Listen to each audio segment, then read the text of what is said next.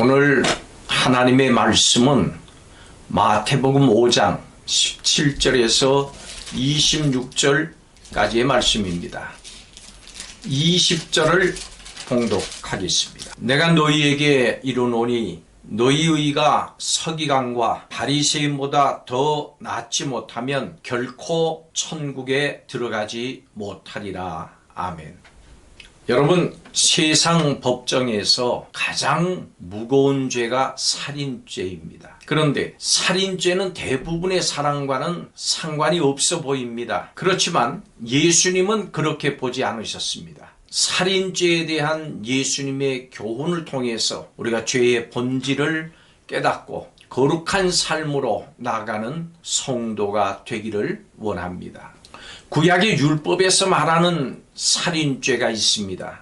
살인하지 말라 하는 계명이 있습니다. 하나님께서는 특히 고의로 살인한 자는 생명의 속전을 받지 말고 반드시 죽이라고 명하셨습니다. 그러나 실수로 살인한 자에 대해서는 도피성 제도를 두어서 그 생명을 보존할 수 있도록 하셨습니다.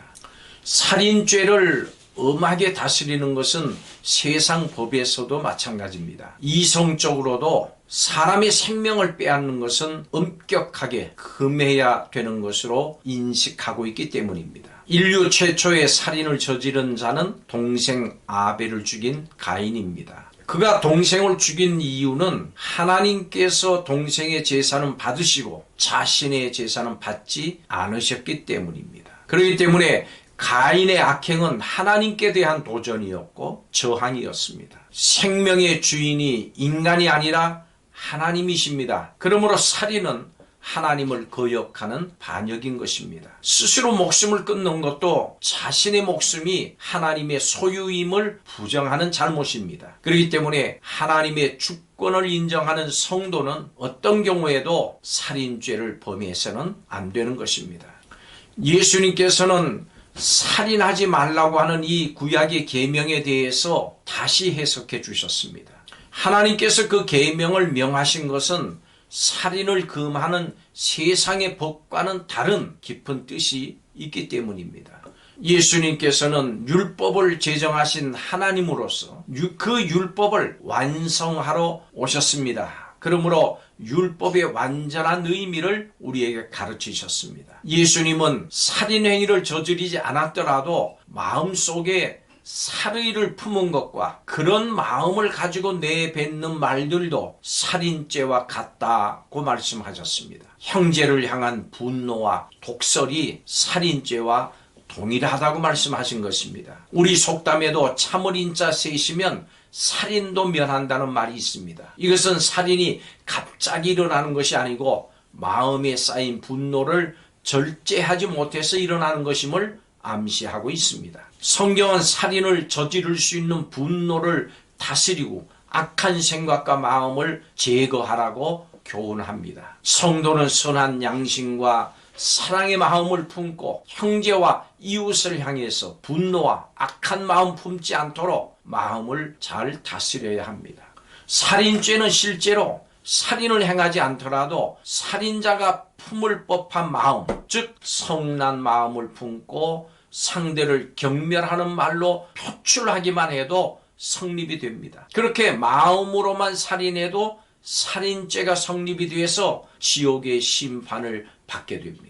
우리 자신도 화를 내지 말아야 되지만 또 한편 상대방을 화나게 만들어서도 안 됩니다. 아무리 개인적으로 경건한 삶을 살아도 다른 사람을 화나게 했던 일이 있다면 화해로 풀어서 그들이 마음으로 살인죄를 짓지 않도록 해야 됩니다.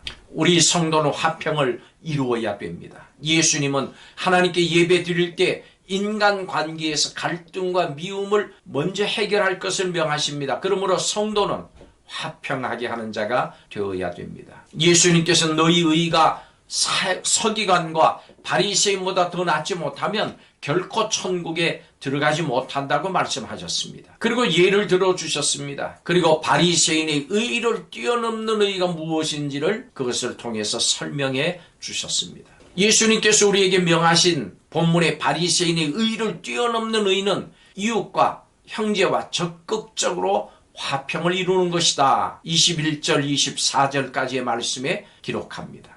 바리새인의 의는 이웃과 형제들에 대해서 죄를 범하지 않는 것입니다. 그렇지만 하나님 나라 백성인 우리에게는 더 엄격한 의가 요구됩니다. 그래서 다른 사람을 욕하고 비아냥거리는 것만으로도, 또 모욕을 주는 것만으로도 지옥불에 들어갈 것이라고 예수님께서 경고하십니다. 화내고 욕했기 때문에 지옥 가는 게 아닙니다. 그 안에 사랑이 없기 때문입니다. 사랑이 없으면 미워하게 되고 조롱하게 되고 그리고 지옥에 갈 수밖에 없습니다. 그렇기 때문에 예수님은 할 수 있는 한 빨리 형제와 화목을 이루라고 말씀하십니다. 그런데 먼저 다가가서 화해의 손을 내미는 것이 우리에게는 억울할 때가 있습니다. 우리에게 잘못이 없을 수 있기 때문입니다. 그렇지만 잘잘못을 따지지 말고 적극적으로 사랑하라고 가르치십니다. 우리가 그 사랑을 받았기 때문입니다. 그 사랑으로 구원을 받았기 때문입니다. 그 사랑을 주신 분이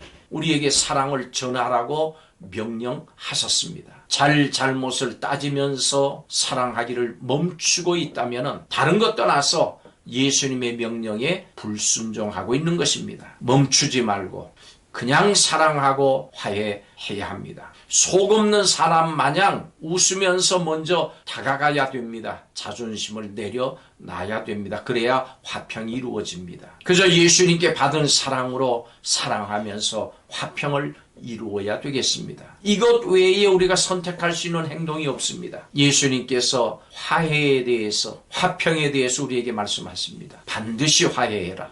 우선 화해해라. 서둘러서 빨리 화해해라. 예수님은 화평하게 하는 자가 하나님의 아들이라고 불릴 것이다 라고 말씀해 주셨습니다. 그렇기 때문에 예수님 안에서 하나님의 자녀된 우리는 사람들과의 관계에서 화평하게 하는 역할을 감당해야 됩니다. 용서할 일이 있으면 용서하고 용서받을 일이 있으면 주저하지 말고 용서를 구함으로 갈등을 해소해야 됩니다. 성도는 화평하게 하는 자가 돼서 온전한 삶을 살아야 됩니다. 기도하겠습니다. 화평케 하는 자로 이 땅을 살게 하여 주옵소서. 화해할 일이 있으면 빨리 화해하게 하여 주옵소서. 모든 사랑과 화평하라고 하신 주님의 말씀을 실천하는 우리가 되게 하여 주옵소서. 예수님의 이름으로 기도하옵나이다. 아멘.